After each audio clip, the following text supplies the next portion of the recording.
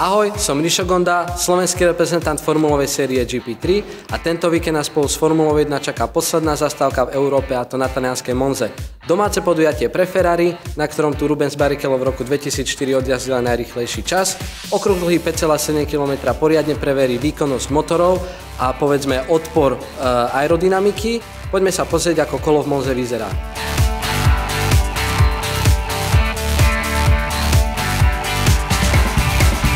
Klasický pohľad na takúto dlhú rovinku na okruhu talianskej Monze. A jedna z najdlhších roviniek, práve táto štartová, na tomto nádhernom vysokorýchlostnom okruhu. Veľmi ťažké brzdenia, pretože prítlak je tu naozaj veľmi malý, takže to auto spomaluje o dosť dlhšiu dobu ako na iných okruhoch. A veľmi dôležitý výjazd, tak ako vo všetkých zákrutách na tejto trati.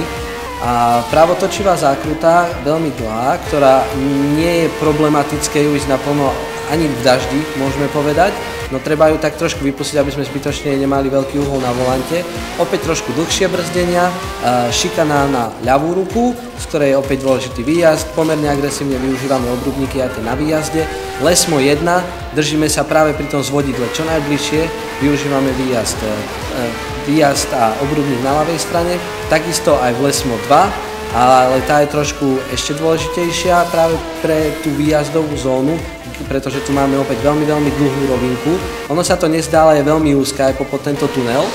A priame brzdenia do pasáže Ascari využívame obrubníky, ale veľmi opatrne, pretože sú dosť vysoké a pri tom nízkom prítlaku v takýchto rýchlych pasážach ten monopost vie byť veľmi nervózny a skutočne je to veľmi rýchla pasáž a nádherná.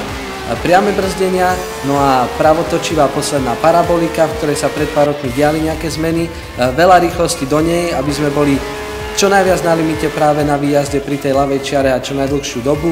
Otvárame DRS, zadné krídlo a končíme toto nádherné kolo.